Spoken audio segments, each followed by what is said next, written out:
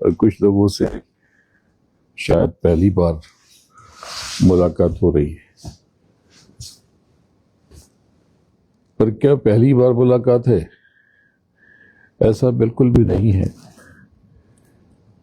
क्योंकि इस सृष्टि में, इस कायनात में हम बहुत कुछ करते हैं, लेकिन बहुत कुछ हमारी मर्जी से नहीं होता। उसकी थ्रेड, उसके धागे वो किसी और के पास है। तो मैं सबसे पहले अपने गुरु महाराज के चरणों में नमन करता हूं और आप सबके भीतर बैठे परमात्मा को और उसके अंश आपकी आत्मा को प्रणाम करता हूं। आपके इस प्लेनो में, डैलस में, टेक्सास में मैं बहुत लंबे समय से, करीब मोर देन 1 decade आता रहा हूं। मैं पूरी दुनिया में घूमता हूं, पर मैं क्यों घूमता हूं? क्योंकि मैं फंड रेजिंग तो मैं करता नहीं। अपनी कॉस्ट पे मैं ये क्या कर रहा हूं? क्योंकि मैंने कुछ जो पाया है अपने गुरु महाराज के आदेश से आपको भी बताना चाहता हूं। आप सब ये समझते हैं कि आप जो नाम आपका है आप वो हैं, पर अगर वो नाम आपका ना होता, कोई और नाम होता, तो भी आप यही होते। आपको लगता है कि आपने इस कॉलेज से, इस स्कूल से ये एजुकेशन लिया है, लेकिन अगर आप किसी दूसरे कॉलेज में जाते तो भी आप यही होते। थोड़े से आसपास की सराउंडिंग्स, सोसाइटी, लोग बदल जाते, क्योंकि नए फ्रेंड होते, दूसरे फ्रेंड होते, दूसरे लोगों के बीच में होते। अगर आपकी शादी आपके स्पाउस से ना होती, किसी और से होती, तो भी आप यही होते। तो फिर आप कौन हैं? क्योंकि कुछ समय के बाद हम सबको इस देह को, इस पंच भौतिक शरीर को खाली करके चले जाना है। यहाँ पे ऐसा कोई भी नहीं है जो अगले 50 या 100 साल तक रह जाए। 50 साल तक वो रह जाएगा जो बच्चा आज पैदा हुआ है, जो बच्चा है, लेकिन 100 साल तो जो आज पैदा हुआ है वो भी नहीं रहेगा। तो फिर फैक्ट क्या है, हकीकत क्या है, कैसे जाने? किसी को पढ़ करके जाना तो सबने अलग अलग बातें लिखी हैं। शायद कोई, हमारा धर्म हमें लगता है ये कुछ और कहता है, उनका मजहब कुछ और कहता है, उनका रिलीजन और कुछ और कहता है। मैं किसी की बात नहीं करता, लेकिन मैं अपने धर्म को बाकी रिलीजन और मजहब से अलग पाता हूं। इस सब्जेक्ट में मैं फिर से आता हूं, लेकिन पहले मैं धर्म की बात कर लूं। हम जिसे सनातन संस्कृति कहते हैं, हिंदुत्व कहते हैं, ये क्या है? ये बहुत अद्भुत है, बहुत विलक्षण है। इतना वैज्ञानिक, साइंटिफिक धर्म मैंने किसी और को नहीं देखा। शायद मैं उन्हें न जानता हूं, लेकिन मैं उन्हें जानने की बहुत कोशिश करता हूं, पढ़ता हूं, उनके भीतर पैर लगाता हूं। लेकिन फिर मुझे ये एहसास होता है कि हम जिस संस्कृति के पैरोकार हैं या जिस धर्म में हमारा जन्म हुआ है, सच में ये अलौकिक है, अनोखा है, अनूठा है। ये केवल हमारी बाहरी चीजों को, बाहरी व्यवस्था को नहीं सुधारता, ये हमें भीतर तक हील करता है। पूरा साइंटिफिक इसका आधार है। वेदों की ऋचाएं, हमारे यहां बताया गया साफ साफ कि ये वेद लिखे नहीं गए, ये वेद सुने गए, क्योंकि इन्हें श्रुतियां कहते हैं। क्योंकि माना यह गया कि ईश्वर यानी काल पुरुष के मुख से आकाशवाणी हुई और उनके मुख से ही वेदों की ऋचाएं उतरी। बहुत बड़ी बात है। आज मैं आप सबसे पूछूं कि वेदों में कितनी ऋचाएं हैं, कितने मंत्र हैं, कितने श्लोक हैं? तो आप में से कुछ लोगों को तो पता होगा इक्का दुक्का, लेकिन अधिकतर लोगों को नहीं पता होगा। वेदों में जो अब अवेलेबल है, उपलब्ध है, लगभग 20,490 इसके आसपास श्लोक हैं। लेकिन जब ये प्रस्फुटित हुए थे तो ऋषि मुनियों ने साफ साफ लिखा है और बताया है ये तकरीबन 1 लाख थे। 1 लाख। इनमें कर्मों का विधान बन गया और इसमें पूरी साइंस और विज्ञान है। मैंने आने के पहले सोचा कुछ और था कि आपसे कुछ और बात करूंगा, लेकिन डायरेक्शन कुछ और जा रहा है, तो ये भी बड़ा खूबसूरत है, इसलिए इसमें आगे बढ़ते हैं। तो इसमें 80,000 80,000 इसमें कर्म कांड है, डू एंड डोंट। 16,000 उपासना कांड है कि अगर ये नहीं है तो कैसे क्रिएट कर दे, यानी पूरी साइंस। और 4,000 ज्ञान कांड है। उपनिषद ज्ञान कांड का हिस्सा है। उपनिषद यानी उपनिषद। उपनिषद बताते हैं कि आप इस जगत में जो हैं, दरअसल जगत कुछ और ही है। जिन्होंने फिजिक्स पढ़ा है उन्होंने ये जरूर पढ़ा होगा कि ये जो जगत जैसा दिखता है, कोई ऐसा जगत भी होगा जो इसके ठीक विपरीत है। तो ये थोड़ी सी टेक्निकल बातें इसमें और आगे पढ़ेंगे हम लोग। तो ये 1 लाख श्लोकों में कर्मों का विधान बन गया। Do and don't. आप जो चाहो वो कर सकते हो, आपकी मर्जी है। लेकिन ये कर्म जो जो करेगा तो वही फिर भोगना। जो हम करेंगे हमें वो मिलेगा। यानी इसको यूं समझें कि हम रवा में अगर शुगर मिलाएंगे और घी में उसको रोस्ट करेंगे तो वो हलवा बन जाएगा। महाराष्ट्र में हम शीरा कहते हैं। और उसमें हम सॉल्ट डाल देंगे और थोड़े से चने के कुछ टुकड़े डाल देंगे और उसमें कुछ और चीज़ें डाल देंगे, वो पीनट्स वगैरह, तो वो उपमा बन जाएगा। वही मटेरियल, उसमें क्या क्या कैसे कैसे जो हमारे मुख से जो शब्द निकल रहे हैं, हम चाहे तो उसमें आशीर्वाद दे दें और चाहे तो उसमें बद्दुआ दे दें। अब बात कुछ अलग की तरफ जा रही है, अलग तरफ मुड़ रही है। इसको मुड़ने देते हैं। तो यानी कि हमारी जो जिंदगी है, हमारी जो लाइफ है, ये कैसे बनी है? हम खुश हैं, हम दुखी हैं, हम रो रहे हैं, हम हैप्पी हैं, हम उदास हैं, ये किसने किया? तो फिर कुछ लोग कहते हैं कि जो भाग्य में लिखा है हम उसे भुगत रहे हैं। तो भाग्य किसने लिखा? तो भाग्य कहते हैं कि ये ऊपर कोई बैठा है जिसको भगवान कहते हैं, ये उसी ने लिखा है।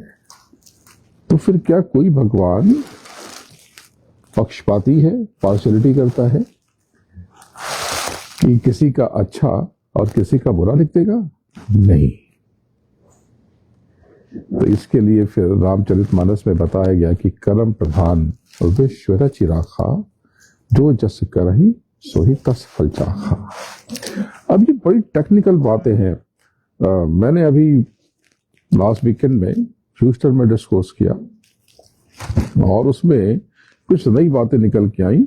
आज थोड़ा सा उसी को हम आगे बढ़ाते हैं, फिर जो हम बात कर रहे थे वहां तक पहुंचने की कोशिश करते हैं। तो कर्म, जो हम सेवा करते हैं वो कर्म है, या जो हम आरती करते हैं वो कर्म है, कर्मकांड पूजा पाठ करते हैं वो कर्म है। आज आपके मंदिर में मैं गया, बड़ा आनंद हुआ, गदगद हो गया। मैं इतनी दूर हिंदुस्तान से रह करके एक नया हिंदुस्तान आपने बसाया है, ये भी कर्म है। कर्म दरअसल केवल काया से नहीं होता, कर्म और कई प्रकार से होता है, वचन से। यानी आप अच्छा बोलते हैं, आप बुरा बोलते हैं, आप तीखा बोलते हैं, आप कड़वा बोलते हैं, आप जहर बुझा हुआ बोलते हैं, आप ऐसा बोलते हैं कि सुन के आनंद आ जाए, ये सब कुछ कर्म है, हमें ये भी भुगतना है। हमारी जो आज की स्थिति है, परिस्थिति है, उसमें हमारे वाचिक कर्म भी जिम्मेदार हैं। इसकी भी कई पहलुओं को खोलने की कोशिश करता हूं। एस्ट्रोलॉजी कहती है, ज्योतिष शास्त्र में कहा गया है कि ये जो वाणी के कर्म है, ये सीधा सूर्य पे असर डालते हैं। सूर्य पे इस सन की बात नहीं हो रही, दरअसल हमारे भीतर के सूर्य की बात हो रही। यानी सूर्य क्या है? सूर्य दरअसल इस सन जिसको हम कह रहे हैं, डायरेक्ट उसकी बात नहीं हो रही, उसकी जैसी कोई चीज की बात हो रही। इसमें प्राकृत भाषा उसका शब्द सूर्य, इसका मतलब होता है कि एनलाइटमेंट।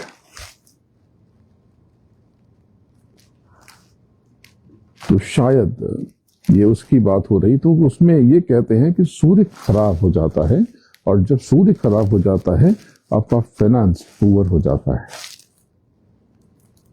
गड़बड़ हो जाता है। यानी आपके पास आपकी इनकम तो होती है, लेकिन वो टिकता नहीं है, रहता नहीं है।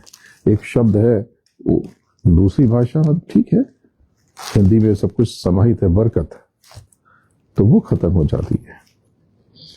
दूसरा कहते हैं कि सूर्य खराब हो जाता है तो करियर खराब हो जाता है, सूर्य खराब हो जाता है तो रिस्पेक्ट खत्म हो जाती है सोसाइटी में, लोग बहुत सीरियसली लेते नहीं।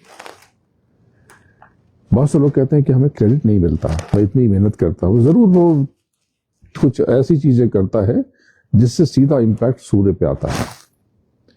सूर्य खराब हो जाता तो हेल्थ खराब हो जाती है। तो यहां एस्ट्रोलॉजी की बात नहीं है, यानी हमारे वाचिक कर्म, मुख से निकले हुए कर्म असर डालते हैं। इसको अभी थोड़ी सी और बात एक और इसके आगे जोड़ दूं, फिर मैं कुछ अनोखी बात बताता हूं। इसके अलावा वैचारिक विचार से मानसिक कर्म होते हैं, हमारी नीयत के कर्म होते हैं। हमारी मंशा अच्छी नीयत से काम करता है, कोई बुरी नीयत से काम करता है। ये भी का फल, अगर किसी की नीयत खराब हो गई और उसने मेरा कोई अहित कर दिया, तो शायद डायरेक्टली मेरा हार्म हो रहा, मेरा नुकसान हो रहा, पर फैक्ट ये है, सत्य ये है कि उसकी भरपाई कई गुने की हो जाएगी, और नुकसान तो उसी को हो रहा है जिसकी नीयत खराब है। यानी हमारी नीयत और मंशा का भी असर हमारी जिंदगी में होता है। हम घबराते हैं, जो हम टेंशन में आ जाते हैं, ये भी कर्मा है। ये चित्त की स्थिति और अवस्था से होता है, लेकिन ये भी कर्मा है। जो हम उल्टा सोचते हैं कि कहीं मेरा बेटा फेल हो गया तो, कहीं मुझे जॉब नहीं मिली तो, मेरे हस्बैंड के साथ अच्छा नहीं हुआ तो, उसे ऑफिस से निकाल दिया तो, ये लगता है कि हमें टेंशन होता है। दरअसल ये चिंतन है, ये हम विचार कर रहे हैं, कमांड दे रहे हैं। जैसे कि मैं कॉफी का मग, फ्रांस में जाऊं मुझे फ्रेंच नहीं आती, जर्मनी में जाऊं मुझे जर्मन डच नहीं आती, तो उन्हें कॉफी के मग की फोटो दिखाऊं तो वो क्या समझेंगे? मैं बार बार दिखाऊं क्योंकि वो क्या कह रहे हैं मुझे नहीं पता, मैं क्या कर रहा हूं उन्हें नहीं पता, तो वो यही समझेंगे। या कोई दूसरी भाषा का व्यक्ति आए, यहां पर आए और वो कॉफी के मग की फोटो दिखाए, तो आप उसे क्या देंगे? डेफिनेटली आप यही समझेंगे ना कि वो कॉफी डिमांड कर रहा है, और उसे आप कॉफी दे देंगे। अब वो ये बताने में सक्सेसफुल हो जाए, अरे मैं तो ये कह रहा था कि आई डोंट लाइक कॉफी, मुझे कॉफी पसंद नहीं है। अरे भाई, जब तुम्हें पसंद नहीं है तो कॉफी कर क्यों रहे थे? इसलिए जब आप कहते हैं कि मैं परेशान हूं, आप मंदिर में जाकर के, गुरु के सामने जाकर के आप हाथ जोड़ के कहते हैं, I am in deep pain, I am in problem, मैं तकलीफ में हूं, मैं परेशान हूं, दुखी हूं, तो एनर्जी आपको वही देती है जिसे आपने बार बार दोहराया है। जब आपको परेशान नहीं होना है तो आपने परेशानी का चिंतन किया ही क्यों? अब प्रॉब्लम है तो क्या करें? तो यहाँ तो काउच भी था, आपने ये क्यों नहीं दिखाया? कि टेबल भी तो था, आपने ये क्यों नहीं दिखाया? कि आपको ये चाहिए? नहीं, ये भी नहीं चाहिए, ये चाहिए, ये भी नहीं चाहिए, ये चाहिए तो ये भी नहीं चाहिए। लेकिन जब हमने एक पॉइंट पर केवल हमने फोकस किया, अब वो एनहांस हो जाएगी, वो बढ़ जाएगी। आप जो भी विचार करते हैं उसका इम्पैक्ट होता है। मैंने कुछ दिन पहले ही पढ़ा, ये इंफॉर्मेशन मेरे लिए नई है। 1966 में एक पॉलीग्राफिक एक्सपर्ट, जो लाइट डिटेक्टर एक्सपर्ट होते हैं, वो हुआ, उसका नाम था क्लीव बेकेस्टर। FBI में वो सीनियर पोजीशन पे था, यहाँ की कई एजेंसीज में उसने काम किया। आप सर्च कीजिएगा तो नाम नोट कर लीजिए और इसे सर्च कीजिएगा तो बहुत कमाल की बातें इसमें आपको मिलेंगी। उसने वही कहा जो एक तरह से उसने वही ढूंढा जो हमारे वेदास में लिखा है, हमारे पवित्र ग्रंथों में लिखा है और हमारी अन्य आध्यात्मिक और धार्मिक किताबें कहती हैं। तो उसने ये एक बार वो टेस्ट कर रहा था, तो वो अपनी मशीन में कुछ चेक कर रहा था, उसे एक थोड़ी जिज्ञासा हुई। उसने उस प्लेट को पेड़ पे, ट्री पे लगा दिया और वो हैरान रह गया कि जैसे इंसानों में तरंगें निकलती हैं, वैसे ही उसमें नेगेटिव और पॉजिटिव वेव्स निकल रही थी। उसने इस पर और रिसर्च किया। फिर उसने उनसे कहा कि तुम बहुत सुंदर हो, बहुत अच्छे हो। उन्हें गाना सुनाया, उसकी तारीफ की और वो हैरान रह गया कि उसमें पॉजिटिव वेव्स बनने लगे। और उसने फिर गालियां देनी शुरू की कि तुम तो बहुत बेकार हो, तुम्हें मैं काट दूंगा, आग लगा दूंगा, जला दूंगा। और हैरान रह गया कि तुरंत उसमें नेगेटिव वेव्स बनने लगी। अब वो सोचने लगा ये क्या है। फिर उसने मन में सोचा, उसने अब नेक्स्ट स्टेप में कहा नहीं, उसने ये सोचा कि अरे ये मैं इतनी देर से इनको डांट रहा हूं, उनको पानी देता। अब वो देख के हैरान रह गया कि तुरंत उसमें मूवमेंट हुआ। उसने विचार किया, सोचा और उसमें पॉजिटिव वेव बनना शुरू हो गई। अब वो हैरान रह गया। अब उसने मन में ही सोचा कि मैं इन्हें काट देता हूं, अभी विंटर में बहुत काम आएगा और ये लकड़ियां काम में आ जाएंगी। अब वो देखा कि जैसे उसने सोचा कि मैं इस पेड़ को काट देता हूं, जला देता हूं, तुरंत नेगेटिव वेव्स बनने लगी। अब वो शॉक्ड रह गया। वो शॉक्ड रह गया, यानी वो जो सोच रहा है वो सब कुछ तुरंत वो सामने जो प्लांट्स हैं, जो पेड़ पौधे हैं, वो उसे रीड कर रहे हैं। इसका मतलब कि हम जो कुछ भी सोच रहे हैं, हमारे आसपास कोई खिचड़ी पक रही है, कुछ हो रहा है। कहीं पर आप गए हों, कुछ अच्छा कोई उत्सव हुआ हो या सत्संग हुआ हो, आप महसूस करेंगे कि वहां पे आके अच्छा लगेगा। हो चुका है, आपको नहीं पता कि हुआ है कि नहीं हुआ है। आप पहुंचेंगे, आपको बेटर फील होगा। आप टेंपल में जाएं। मैं टेंपल में गया, बहुत गदगद हो गया, समय कम था। मेरी इच्छा हुई कि मैं आऊं और कुछ दिन यहीं रह जाऊं। और इतने आदर से, इतने प्रेम से इन्होंने दर्शन कराए और सब कुछ बताया। पहले भी मैं 2 साल पहले भी इनके पास आया था। तो ये कोई गहरा नाता है जो नेचर, कायनात या परमात्मा, परम सत्ता, वो कुछ रच रही है। तो हम जो कुछ सोचते हैं, उसका इम्पैक्ट, उसका असर पड़ता है।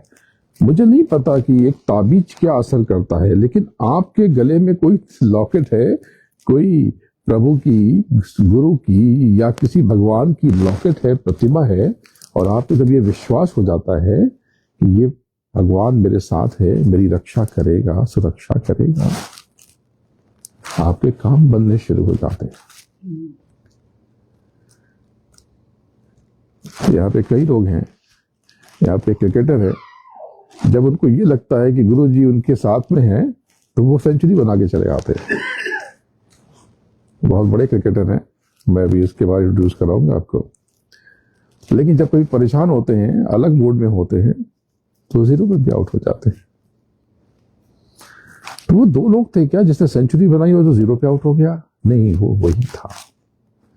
तो एक बात मैं आपको बताता हूं कि अपने विश्वास को डिस्टर्ब मत कीजिए, किसी और चक्कर में आकर के आप खुद को खंडित मत कीजिए। परमात्मा आपके साथ है, परम चेतना आपके साथ है। जिसको आप गुरु सदगुरु कहते हैं वो उसी की मौत से है। मैं गुरु नहीं हूं, मैं तो अपने गुरु महाराज के चरणों की रज हूं, धूल हूं।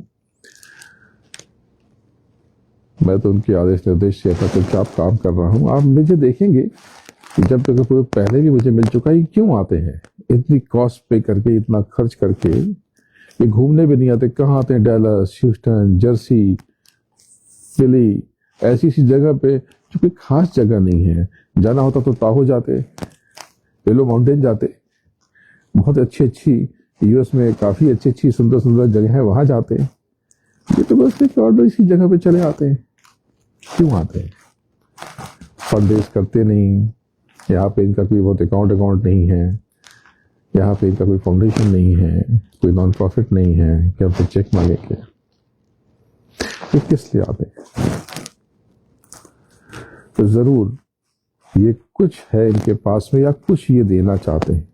सच में मैं आपको कुछ देना चाहता हूं। अगर आप मेरी बात समझ लेंगे और आप अपने धर्म को, जिसे आप जो भी जिस नाम से पुकारे, आप सनातन संस्कृति कहें, हिंदुइज्म कहें, या कुछ भी कहें, अगर आप उस पर डिगे रहे, अडिग रहे, टिके रहे, आप अपनी जिंदगी पूरी तरह से बदल सकते हैं। तो पहली चीज, मैं आपसे आज आपको बहुत कुछ सिखाना चाहता हूं, लेकिन अब आया हूं तो कर्म प्रधान विश्व रचि राखा, जो जस करहि सोई तस फल चाखा।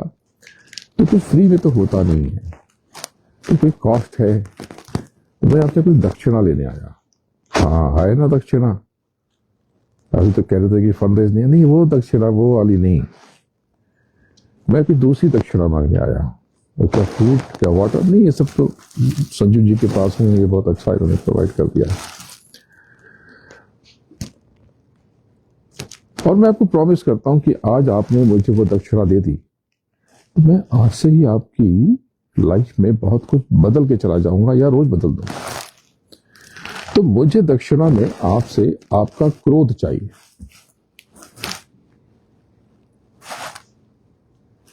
आपकी नेगेटिव थिंकिंग, जो हमेशा आप परेशान हो जाते हैं, तैश में आ जाते हैं, आवेश में आ जाते हैं, जो क्रिटिसाइज करते हैं दूसरों को, इसको उसको, बिना जाने समझे, और कभी अनजाने में हम सब असत्य कह बैठते हैं। जैसे मैं कहूं कि मैं 6 बजे से एड्रेस करूंगा, लेकिन मैं आपके पास 6:30 बजे आया, तो ये बात बीच में बचना चाहिए। तो 6 बजे के बाद, आफ्टर 6 to 8 के बीच में, या 6 to 7 के बीच में ये होगा। जैसे किसी को कुछ पेमेंट करना होता है तो मैं मंडे को कर दूंगा। अब मंडे को तुम रहोगे, पता नहीं रहोगे कि नहीं रहोगे। इस पे एक कहानी, एक कथा याद आती है कि दरबार लगा हुआ था महाराज युधिष्ठिर का। ये महाभारत के बाद की कथा है। और वो रोज सबको कुछ न कुछ बांटते थे, दोपहर को 12 बजे तक, या जो भी समय तक। और वो बांट करके खड़े हो गए। तभी कोई याचक आया कि महाराज मुझे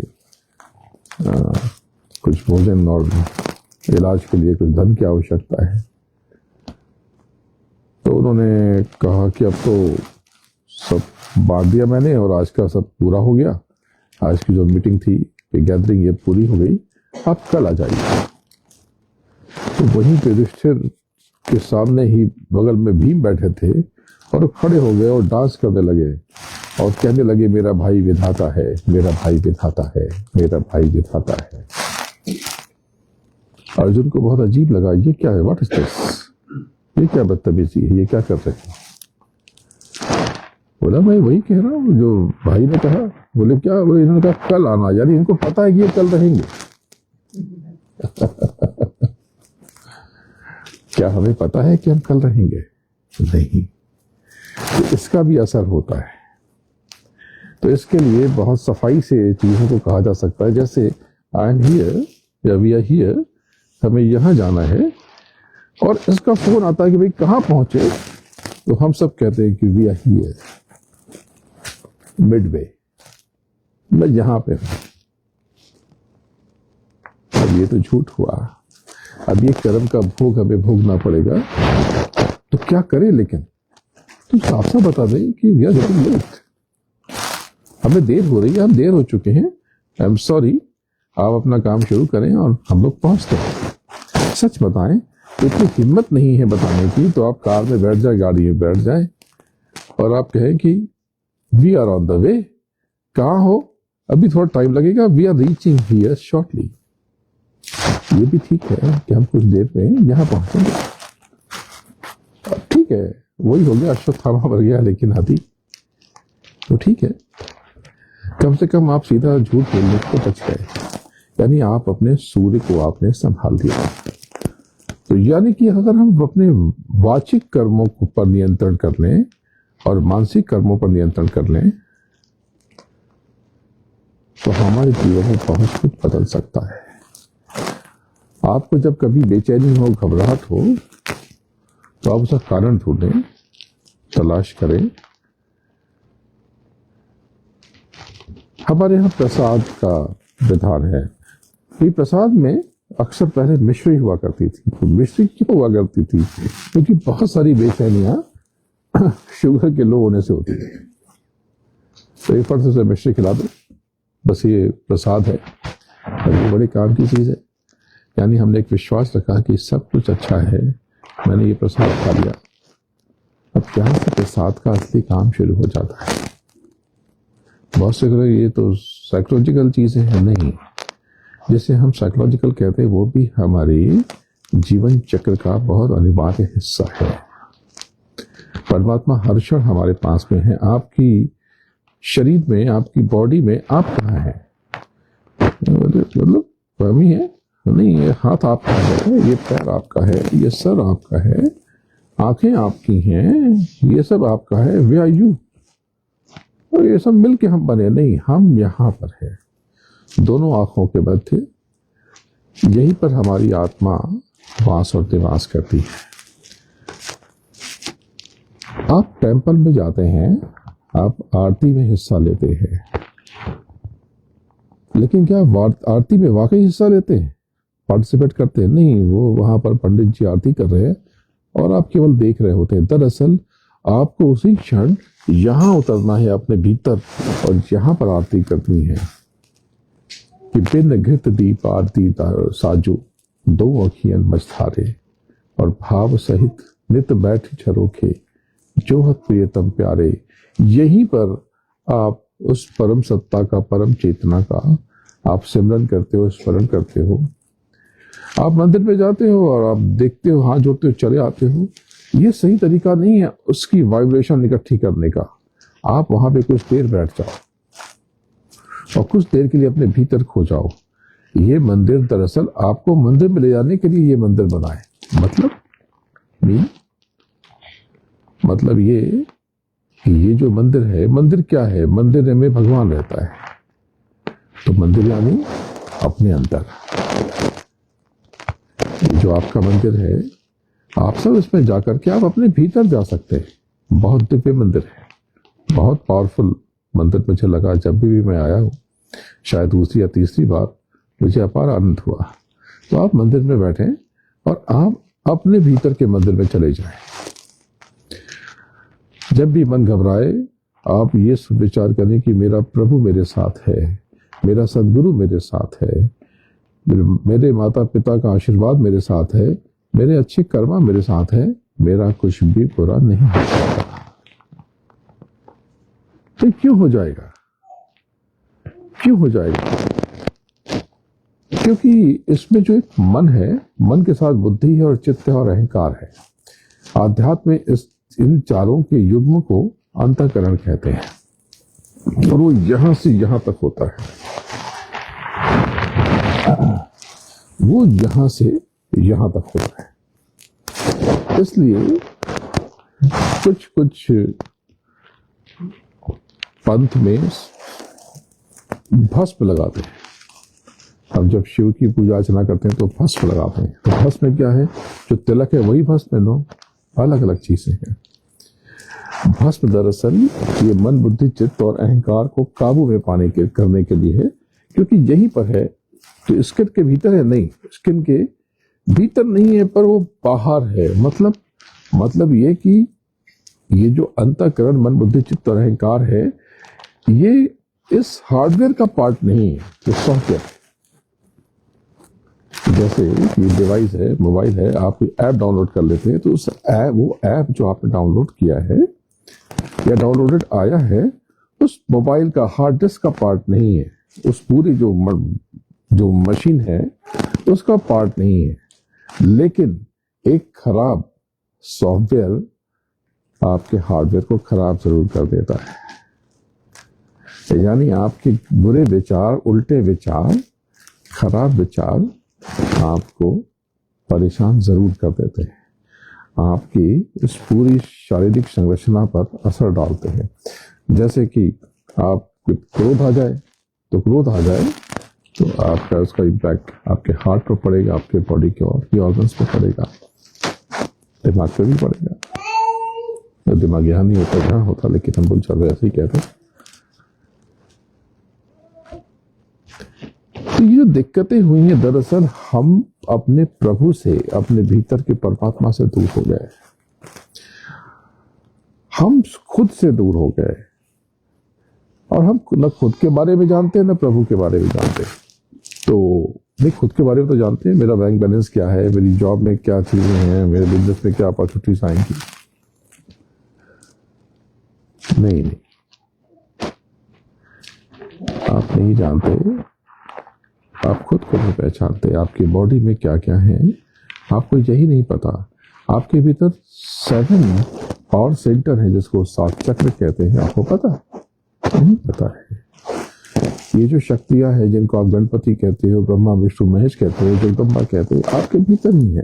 आपके मूलाधार चक्र पर गणपति का वास निवास है, आपके लिंग चक्र पर ब्रह्मा और सावित्री रहते हैं, आपके नाभि चक्र पर विष्णु और लक्ष्मी आसीन है, आपके हृदय चक्र पर शिव और गौरी विराजमान है, और आपके कंठ चक्र में साक्षात जगदम्बा का वास है। आप अपने शरीर में आप ढूंढें, यहीं पर अगर आप अपने भीतर चले जाएं तो आपको इनके दर्शन हो जाते हैं। उसकी युक्ति है, उसकी टेक्निक है।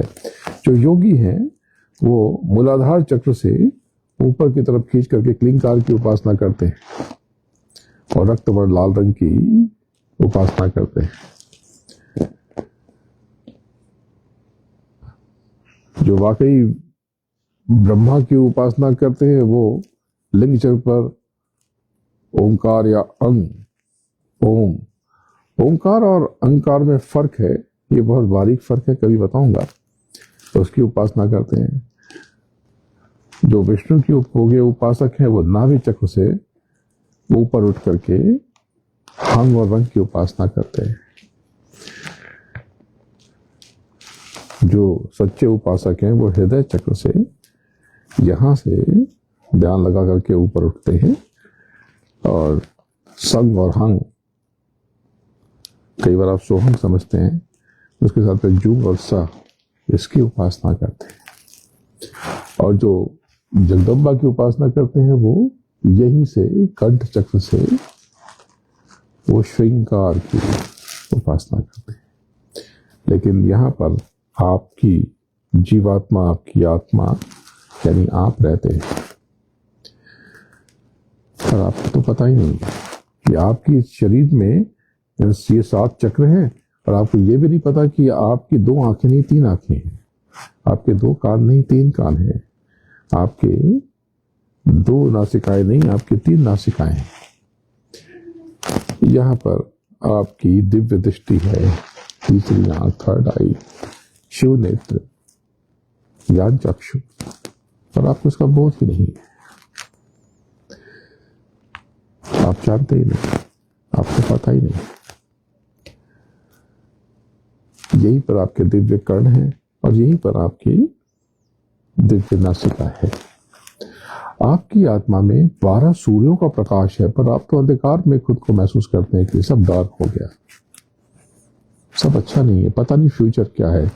कौन सी फ्यूचर की बात करते हैं? मुझे कई लोग आके पूछते हैं कि लाइफ में स्टेबिलिटी कैसे आएगी। और स्टेबल वर्ल्ड में, यहाँ पे धरती घूम रही है, ये सन भी घूम रहा है, सब कुछ घूम रहा है। साइंस कहती है कि ये यूनिवर्स एवरी मोमेंट अपना डिजाइन, अपना आकार प्रकार बदल रहा है। इस बदलती दुनिया में आप क्या ढूंढ रहे हो? समय के साथ बहते चले जाओ, जो होता है उससे होने दो। जो कल था वो भी अच्छा था, जो आज है वो भी अच्छा है, और जो कल है वो भी अच्छा है। क्योंकि आपके कंट्रोल करने से कंट्रोल कुछ भी नहीं होगा। डिस्टर्ब आप खुद को जरूर कर लेंगे और उसका मजा नहीं लेंगे। अब जैसे कि आप सोच के कुछ और आए होंगे और मैं आपके मन की बात ना करूं तो आप डिस्टर्ब हो जाएंगे, आपको मजा भी नहीं आएगा, तो बेकार हो गया। मेरा बोलना भी बेकार हो गया, आपका सुनना भी बेकार हो गया।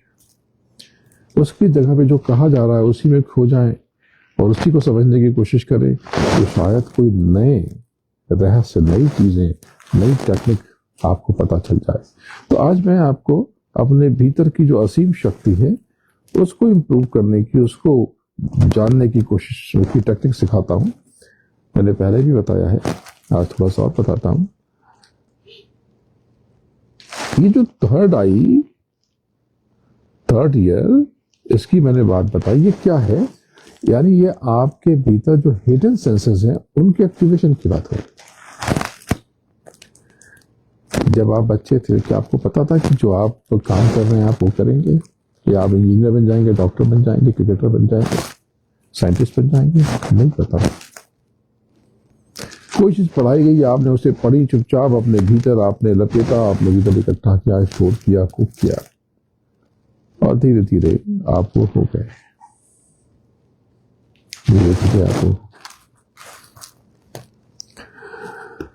कुछ और चीजें, इसकी टेक्निक बताने से पहले मैं कुछ और चीजें आपको बताता हूं कि आप जिन चीजों को लगातार देखते रहते हैं, लगातार सोचते हैं, आप वही हो जाते हैं। तो ना तो ऐसी चीजें देखिए जिससे आपको दुख पहुंचे, न ऐसी चीजें सोचिए जो आपके कष्ट का कारण है। यानी आप, अब जैसे आपने ये यहाँ पर ये पेपर नैपकिन पड़ी, आप इसको 2 मिनट तक देखिए और आंख बंद कीजिए। ये नैपकिन जो बाहर है आपके भीतर आ जाएगी। ये नैपकिन आपके भीतर आ जाए। आप दुख को देखेंगे, ये दुख जो अब तक बाहर था आपके भीतर आ जाए। लेकिन वहीं पर आप ऐसी चीजें देख रहे हैं जो आपको प्रसन्नता दे, खुशी दे, उसका स्मरण करेंगे तो वो आपके भीतर आ जाएगी। आप परमात्मा की प्रतिमा देखना शुरू करें। कोई भी विग्रह आप देखें, अब यहाँ पे ये चित्र की पेंटिंग बनी हुई गणपति का, उसमें रूप आ रहा, आप इसे देखते रहें और आंख बंद करें, कुछ दिन बाद ये गणपति आपके भीतर आ जाएगी। यानी आपकी कंपनी मैटर करती है। आप जो विचार कर रहे हैं वो मैटर करता है, जो देख रहे हैं वो मैटर करता है। आप केवल मुख से ग्रहण नहीं करते, आप आंखों से भी ग्रहण करते हैं, आप कानों से भी ग्रहण करते हैं, आप स्किन से भी ग्रहण करते हैं, आप कंपनी से भी ग्रहण करते हैं। अब मैं इस काउच पे बैठा हूं, मैं इसको फील कर रहा हूं, तो डेफिनेटली अगर मेरी एक इच्छा हो जाए कि ये काउच, ऐसा काउच मेरे पास आ जाए, तो डेफिनेटली आ जाएगा। मैं आपको एक लाइव एग्जांपल देता हूँ। एक मैं 7-8 महीने पहले, लास्ट अक्टूबर नवंबर में मैं लंदन में था। लंदन के बाहर मैं कहीं से, मुझे जगह का नाम याद नहीं है, मैं लौट रहा था सत्संग करके, रात अंधेरा हो रहा था, नवंबर का महीना था, तो थोड़ा डार्क होना शुरू हो गया था। अक्टूबर या नवंबर मुझे याद नहीं, सनसेट हो चुका था और मुझे रेस्टरूम की जरूरत पड़ी। तो उन लोगों ने कहा कि, जिनके साथ मैं था, उन्होंने कहा कि यहीं पर पास में एक जगह है, बिस्टर विलेज।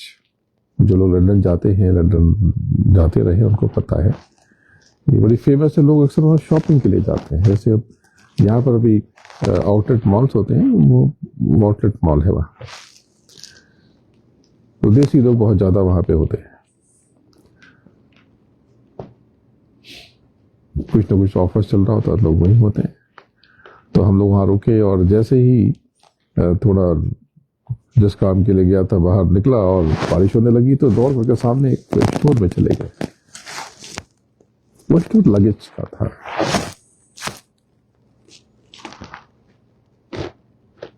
अब चूंकि बाहर बारिश हो रही है तो वहां टाइम बिताना है, तब क्या करें। अब वो भी देख रहे हैं कि कई लोग आ गए और एक इस तरह का एक व्यक्ति है जो झिझके पूछे कि कुछ देखना है। तो ठीक है देख लेते हैं। देखने लगे तो मैं भी देखने लगा। एक बैग मैंने देखा तो मैंने देखा कि इसका मेरे पास एक हैंड बैग मैं कैरी करता, उसी का वो केबिन बैग है, ट्रॉली बैग है। मैं देखने लगा वो सेम ब्रांड का। मैंने कहा अच्छा, मुझे काफी अच्छा लगा तो मैं इसको देखने लगा। देखा मैंने, फिर मैंने कहा कि अच्छा है, इसी में का बैग मेरे पास है, 7 किलो तो कहा ले लेते। मैंने कहा नहीं अभी तो नहीं, ले लेते। दबाव बनाया, मैंने प्राइस देखा, उसके ऊपर लिखा हुआ था तो प्राइस बहुत ज्यादा था, बड़ा ब्रांड था। मैंने अनिच्छा जाहिर की, लेकिन फिर मैंने ले लिया वो बैग। जब मैं पे करने के लिए आया तो हैरान हो गया क्योंकि उसकी प्राइस जो लिखी थी वो 70% अप्रोक्सीमेटली ऑफ था। अब शॉक लगा, झटका लगा, क्योंकि कोई चीज अगर आप समझ रहे हो ये $3000 की है, $3000 की है, 30,000 पाउंड की है, और वो आपको 1000 पाउंड में मिल जाए तो शॉक तो लगेगा। अब क्या हुआ कि बैग तो मैंने आया, लेकिन वो बैग जब तक बाहर था वो मेरे भीतर चला गया।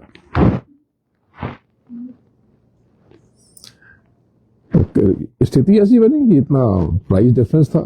मैं तो 3000 पाउंड देने के लिए गया, एग्जाम्पल, एक सैंपल बता रहा हूँ, एक्चुअल नहीं बता रहा हूँ क्या था वो नहीं बताऊंगा। तो वो पे करने के लिए गया, और जब पे करने के लिए गया तो वो 700-800-900 कुछ आया, तो शॉक तो लगेगा। वो अपने आप भीतर चला गया और मैं उसका स्मरण करने लगा। फिर लगा अच्छा बगल में वो बैग था, मुझे वो भी देखना चाहिए था। अच्छा उधर वो जो बैग था वो ब्लैक वाला और वो स्टील वाला एल्युमिनियम वाला था, वो भी देखना चाहिए था। ये करके मैं फिर वहां से मैं कुछ दिनों के बाद मैं यूएस आ गया, और जब मैं जर्सी में उतरा और मुझे कुछ चीजें चाहिए थी लेने के लिए मैं स्टोर गया तो मुझे वही बैग मिला, और उसमें भी वैसे ही 1500 का बैग वो $200-250 में था। एक बड़ा होलसेल जो स्टोर है जो सी से शुरू होता है। तो किसी से मैंने बात की, बोला कि नहीं यहाँ मिलता ही नहीं है, और वहां पे था। कुल मिला के ये कि अगले 4 दिनों में मेरे पास ऐसे 5 बैग हो गए। ये कैसे हुआ? वो बैग जो बाहर था मेरे भीतर चला गया, मेरे चिंतन में आ गया, और मेरे चिंतन में आकर के उसने खुद को एक्वायर करना शुरू कर दिया। अभी मैं लेके आया तो वही बैग मेरे पास में, उसी ब्रांड का 3-4 बैग अभी मेरे पास में लेकर के आया। इस यहाँ पर बैग कोई मतलब नहीं है, वो लंदन कोई मतलब नहीं है, न्यू जर्सी कोई मतलब नहीं है, उसी का जो स्टोर है उसे कोई मतलब नहीं है उसका। यहाँ पर ये एग्जाम्पल है, सत्य बात है वैसे तो ये, लेकिन ये बताने की मैं कोशिश कर रहा हूं कि सिर्फ आपका चिंतन ये क्या कुछ कर सकता है। आप अच्छा सोचेंगे, अच्छा होगा। जब भी बोले मीठा बोले, इसीलिए तो हमारे कहा गया कि ऐसी वाणी बोलिए मन का आपा खोए और उनको शीतल करे और आप भी शीतल हो। अच्छा सोचें, अच्छा करें, प्रभु पर सदगुरु पर भरोसा करें। आपका जन्म जिस कुल कुटुंब में और जिस धर्म में हुआ है यह अद्वितीय है। अपने मूल पर, अपने वजूद पर, अपने अस्तित्व पर आप भरोसा करें, और आप कितने भाग्यशाली हैं इसका एहसास करें। आपको बहुत कुछ मिला है, उसका जश्न मनाएं, आनंद मनाएं। जो नहीं मिला है, जो आपने अपने मन से सोच लिया और नहीं हुआ, उसका शोक न मनाएं। जो हुआ अच्छा हुआ, जो होगा बहुत अच्छा होगा। कुछ बातें मैं अपने धर्म की बताता चलूं। ये जो पवित्र किताबें हैं ये केवल पंखा झलने के लिए या धूप दीप करने के लिए नहीं है। आप इन्हें कभी कभी पलटा करिए और इनकी पंक्तियों को अपने भीतर उतारिए। आपके भीतर एक नया गुरुत्व बल प्रकट होगा, नई गुरुत्व शक्ति प्रकट होगी। आपके भीतर गुरु बैठा है, आप सब गुरु हैं, महागुरु हैं, बस आपको अपना बोध नहीं है, अपना परिचय नहीं है। आपको पता है कि ये जो पुराण है, कुछ पुराण में तो बहुत कमाल की चीजें छुपी हैं। मार्कंडेय पुराण एक पुराण है, इसके बहुत सारे मंत्र और श्लोक तो मुझे किसी फार्मूला से कम नहीं लगते। ऋग्वेद की ऋचाएं मुझे बहुत आकर्षित करती हैं, और जब मैं साइंस से उसे कंपेयर करता हूं तो मुझे वो साइंस की सुपर साइंस लगती है। मैं आपको एग्जाम्पल के लिए बताता हूं कि ऋग्वेद की कुछ ऋचाएं हैं, उसमें मुझे वेल्दी होने का फार्मूला दिखता है, यानी जो भौतिक समृद्धि है उसका कुछ फार्मूला लगता है। शॉर्ट में कहें तो मैं छुप छुप के कह रहा था, मुझे उसमें गोल्ड बनाने का फार्मूला दिखता है, अलग अलग मेटल से, जैसे कि जिसमें लेड से गोल्ड बनाने का फार्मूला लगता है। चंद्राम प्रभाषाम विश्वा ज्वलंती विषयम लोके देव जुष्टाम बुधाराम ताम। ये इसमें मुझे सिल्वर से गोल्ड बनाने का फार्मूला लगता है। ओम तामा हो जात वेतो लक्ष्मण पगावनी वैशा हिरण्य विद्यम गावशम पुरुषानाम अशुपुरामृतपत्याम हस्तिनाथ प्रबोधनम श्रीयम देवी बहु श्री माम देव जुष्टाम। इसे मुझे कॉपर से गोल्ड बनाने का फार्मूला लगता है। और हमारे यहाँ इन सब संकलनों को, इन सब सूक्तों को इकट्ठा किया गया। हमारे ऋषि मुनियों ने बताया कि आप इसका निरंतर पाठ करें तो आप जल्दी हो जाते हैं। मैं ये मानता हूँ कि ये जो फार्मूला है ये हमारे अंतर मन पे असर डालते, जब इन्हें प्रोनाउंस करते हैं, जब इनका उच्चारण करते हैं। कि ये जो मैंने कहा कि ये जो बाहर है ये भीतर चला गया, जो उस सूटकेस का ब्रांड था मेरे भीतर चला गया, उसने इकट्ठा कर लिया। ऐसे ये जो हमारे मंत्रास हैं ये हमारे भीतर चले जाते हैं और ये एक्वायर कर लेते हैं जो हम चाहते हैं, ये इकट्ठा कर लेते हैं। अगर हम दुख चाहते हैं तो हम दुख इकट्ठा कर लेते हैं, हम सुख चाहते हैं तो सुख इकट्ठा कर लेते हैं। इसलिए आप जब पूजा पाठ करें तो पहले तो आप इस तरफ जरूर आकर्षित हों। ये साइंस का हिस्सा है। ये जो विश्वास है, ये बिलीफ सिस्टम, ये आपके भीतर जाकर के काम करता है। आपके पूरे नर्वस सिस्टम को ये कंट्रोल कर लेता है। आपको जो चाहिए, आपको लंबा जीवन चाहिए, लंबा जीवन देता है। आपको सुख चाहिए, सुख मिलता है। आपको शांति चाहिए, आपको शांति मिलती है। आप जो चाहें वो हासिल कर सकते हैं, बस हमने जाना नहीं। हम अक्सर कहते हैं कि हम ये सब नहीं मानते। गलत शब्द कह रहे, ये लाइन गलत है। हमें कहना चाहिए हम ये सब नहीं मानते, तो हमें कहना चाहिए हम ये सब नहीं जानते। आप जब जानते ही नहीं तो मानेंगे कैसे? आपको पता ही नहीं है कि ये दवा खाने से क्या होता है, तो आप दवा खाएंगे नहीं और आप मानेंगे कैसे? आपको ये पता चल जाए कि इस मेडिसिन से, इस हर्ब से, इस वनस्पति से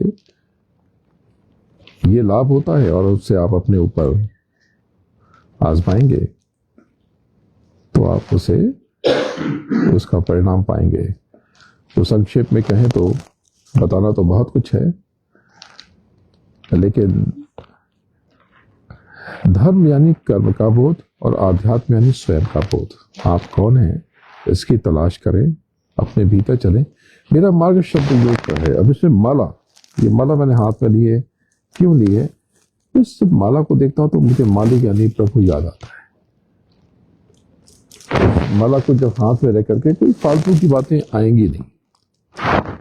ये इसलिए मैं ये माला की बोटी लेके चलता हूँ। तरह तरह की मालाएं उसका मैं इस्तेमाल करता हूँ, उसे हाथ में लेता हूँ। अब ये लाल रंग की, ये जिसे कोरल कहते हैं, इस समुद्र के अंदर वनस्पति होती है। तो इसमें मैंने बड़ा कमाल की चीज पाई कि इसमें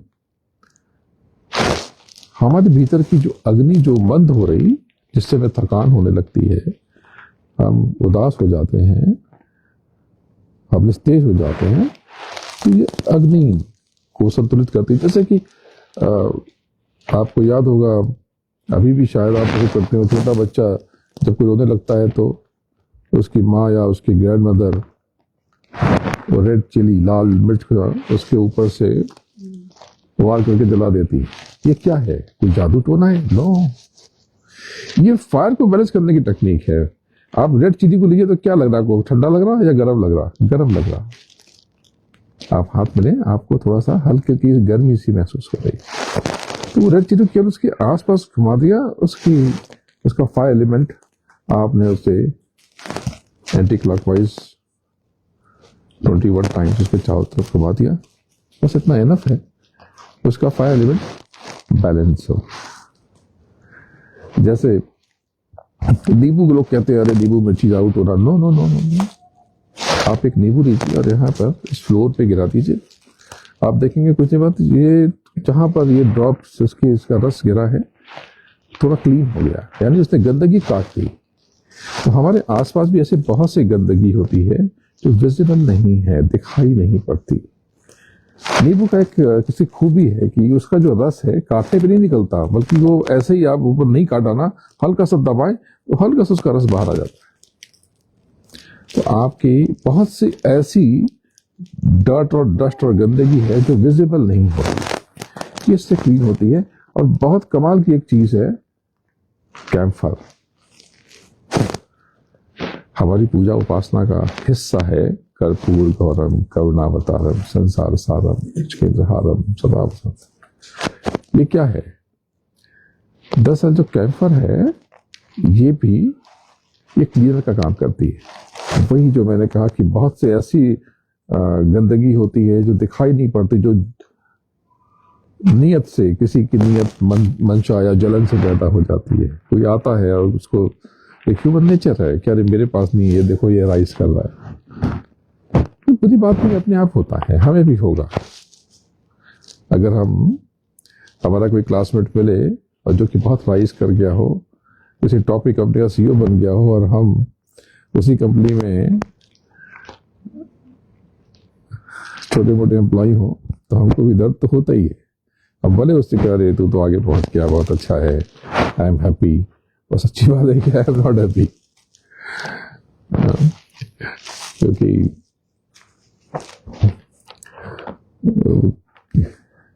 एक मुझे डायलॉग याद आ गया कि अगर कोई मेरा दोस्त फेल हो जाए तो दुख हो जाता है, लेकिन टॉप कर जाए तो ज्यादा दुख होता है। ये ह्यूमन नेचर है। तो ये जो जलन और द्वेष से जो दूसरों की या कई बार अपनी भी बच्चों को लग जाती है, कितना सुंदर लग रहा है, तो वो कोई चीज आकर के उसका फायर एलिमेंट डिस्टर्ब कर देती है, या कुछ और चीजें वो एक गंदी अपने भीतर की गंदगी है ये उस लेयर को उसके ऊपर छोड़ देती है। ये कपूर कैम्फर, इससे सफाई हो जाती है। तो घर में दिन में 1 या 2 बार कपूर से क्लीन सफाई जरूर करनी चाहिए। यानी आप आरती करें और पूरे घर पे दिखा दें और महसूस करें। ये हमारी हिंदू संस्कृति, इसे लोग बकवास कहते, जानते ही नहीं है। मैं तो पढ़ा लिखा इंसान हूँ और मैंने कॉर्पोरेट में बहुत लंबा समय बिताया है। आज मेरे पास, आप सबके पास जो है वो सब तो है ही, आपसे ज्यादा ही है, कम कुछ नहीं, और सब कुछ अपना अर्न किया हुआ है। और वो उस जीवन को मैंने छोड़ दिया 15-16 बरस पहले, लेकिन आज भी बड़े मजे से अपनी कॉज पे पूरी जिंदगी बिता रहा हूँ और आप लोगों की सेवा कर पा रहा हूँ। तो मैं ये सारी चीजें, मैंने इन चीजों को बहुत करीब से देखा और समझा, और तब मुझे रियलाइज हुआ कि हमारी सनातन संस्कृति कितनी महान है, कितनी विलक्षण है। मेरा मार्ग शब्द योग का है। एक पंक्ति रामचरितमानस में आती है, कलयुग केवल नाम अधारा, सुमिर सुमिर नर उतरहि तारा। कलयुग केवल नाम अधारा, ये नाम क्या है? जिसको सिमर करके, यानी जिसको रिकॉल करके, स्मरण करके हम हर प्रॉब्लम से पार हो सकते हैं। तो नाम बोले भगवान का नाम, हाँ, लेकिन दरअसल इससे कुछ और भेद है। मेरा मार्ग शब्द योग का है और उसका आधार ही नाम है। प्रभु का नाम कह ले, शब्द कह ले, ब्रह्मनाथ कह ले, क्योंकि ये बताता है कि पहले कुछ भी नहीं था, हवा न पानी, राजा न रानी, कुछ भी नहीं था। ये सिर्फ एक अव्यक्त सत्ता, जैसा कोई नाम नहीं था। आप उसको निराकार ब्रह्म कहते हैं। बहुत सी जगह पे यार वो साकार ब्रह्म, जैसे हम अभी जो हिंदुइज्म है ये साकार ब्रह्म की उपासना करता है, लेकिन इसका हिस्सा एक निराकार ब्रह्म भी है। तो ये सच क्या है, साकार या निराकार? दोनों सच है। निराकार था पहले, उसने खुद को साकार किया, यानी पहले वो अनामी था, बाद में उसका नाम आया, उसने नामी किया खुद को, उसने खुद का विस्तार किया। तो कैसे विस्तार किया? तो उसका फॉर्म क्या है? उसका फॉर्म वो नाद स्वरूप है, जिसको ब्रह्मनाद कहते हैं। ब्रह्मनाद कहते हैं। आप सब बहुत अच्छा कर रहे हैं जिंदगी में, जीवन में, लेकिन आप सब बहुत परेशान रहते हैं, उदास रहते हैं। बोले हाँ, प्रॉब्लम्स तो रहती हैं। नहीं, आप उदास आज नहीं, आप पहले भी थे। बोले हाँ, तो थे तो आप 6 साल पहले भी थे, और 10 साल पहले भी थे, और 20 साल पहले भी थे। तो क्या 6 साल पहले जो परेशानी थी आज भी वही परेशानी है? नहीं। 10 साल पहले जो थी वो अभी है? नहीं। यानी आप पहले से परेशान रहते ही हैं। और परेशान क्यों रहते हैं? दरअसल आप अपने मूल से, अभी अपने प्रभु से, उस ब्रह्मनाद से टूट गए, कट गए। तो अपने भीतर उस नाम की तलाश करें, युक्ति सीख लें। अब शॉर्ट में अब यहाँ पे पूरा करता हूं कि अपने भीतर तलाश करें कैसे हम प्रभु को पाए। तो बहुत आसान है। आप किसी गुरु से नाम का दान ले लें। आपकी इच्छा होगी तो आप मुझे बताएंगे, मैं आपका मार्ग दिखा दूंगा। आपकी जो दोनों आंखें हैं इसे बंद कर लें, और दोनों कान बंद कर लें, इस प्रकार से, जैसे आप ब्राह्मणी करते हैं। अब उसमें यहां पर दोनों आंखों के मध्य से सहस्त्रार चक्र यहां ऊपर चढ़ करके सुनने की कोशिश करें। आपको कुछ सुनाई देगा, एक वाइब्रेशन, एक अजीब साउंड, जूम। ये है क्या? इसी को बताने के लिए हमारे यहाँ हिंदू धर्म में कितना साइंस देखिए ना, बाकी किसी धर्म में आपको नहीं मिलेगी। तो एक वो रख दी गई छोटी बेल, घंटी, उसको जोर से बजाइए, आपको यही आवाज हमेशा सुनाई पड़ेगी। आप जब इसमें खो जाएंगे तो आपको एक अलग ये ध्वनि विस्तार लेगी, बदल लेगी, और आपको घंटे जैसी आवाज सुनाई पड़ेगी। ये टेम्पल में लगी है, टेम्पल में, मंदिरों में लगी हुई। और कभी कभी ये जो शंख, ये शंख भी बहुत कमाल की चीज है। ऐसे हम नॉर्मल लाइफ में अगर हम इसे बजाते हैं तो लंग्स की एक्सरसाइज है। वो डिवाइस का नाम भूल रहा हूँ, वो हॉस्पिटल में यूज करते हैं लंग्स के लिए, कौन सा मीटर कहते हैं उसे। तो खैर आप समझ गए। लेकिन अंदर में वो उस नाद को पकड़ना है। और जब आप नाम का दान ले लेंगे, आप स्टेप बाय स्टेप चढ़ेंगे, तो आपकी जिंदगी में बहुत परिवर्तन हो जाएगा। और ये जो वाइब्रेशन, ये जो सुनाई पड़ रही, इससे आप कंटिन्यूस पे फोकस करेंगे, तो आप अपने भीतर, अपने एनर्जी लेवल में एनहांसमेंट फील करेंगे कि आपकी शक्ति बढ़ गई है, आपकी क्षमता बढ़ गई है, आपकी प्रॉब्लम्स कम हो रही हैं, आपके भीतर खुशी आने लगी है। क्यों? क्योंकि ये भी जो शब्द नाद ऊपर बज रहा, जैसे ही आप इसके करीब जाते हैं, आपके भीतर जो आप मिस कर रहे हैं, जिसकी वजह से आप बेचैन हैं, आपको वापस आपका आनंद, आपका सुख मिलने लगता है। क्योंकि इसी शब्द से उस परमात्मा को पाने की युक्ति है। तो आप जब भी किसी पॉजिटिव प्लेस में जाएं, स्पेशली जब आप मंदिर में जाएं, आप इस प्रैक्टिस को करें। इसके साथ इसको भजन कहते हैं। भजन यानी गाना गाना तो ठीक है, अंतर के जो नाद हैं, स्वर है, उनको सुनने की क्रिया अध्यात्म में, तो उसको भी भजन कहते हैं। और इसके साथ ध्यान।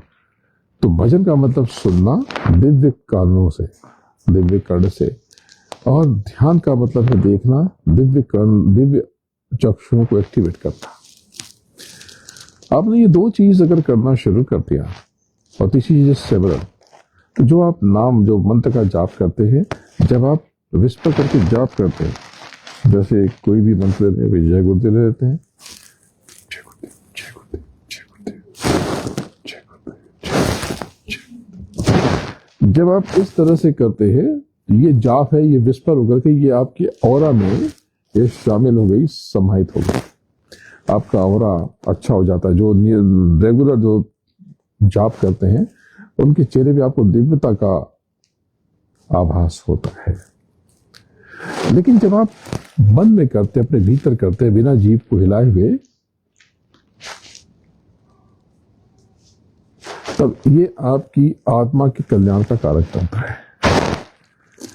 तो हम सब बड़े भाग्यशाली हैं कि हम एक ऐसी फैमिली में हमारा जन्म हुआ जो एक ऐसी अद्भुत संस्कृति का हिस्सा है जिसको सनातन संस्कृति कहते हैं। ये सब हमारे लिए प्राउड की चीज, प्राइड, हमारा ये प्राइड है, हमारे लिए गर्व की बात है। हम इसे और जाने समझे, इसका प्रचार प्रसार और विस्तार करें और लोगों को जोड़ें और लोगों को बताएं।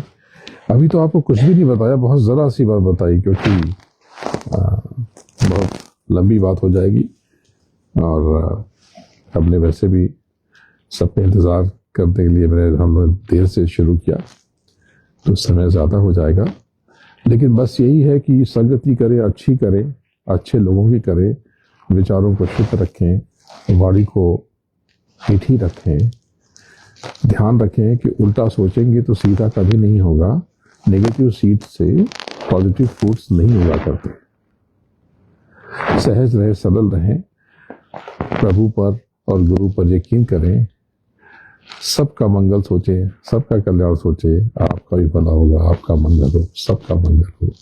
आप सबको बहुत बहुत आशीर्वाद, प्रणाम। जय गुरुदेव, जय जय गुरुदेव।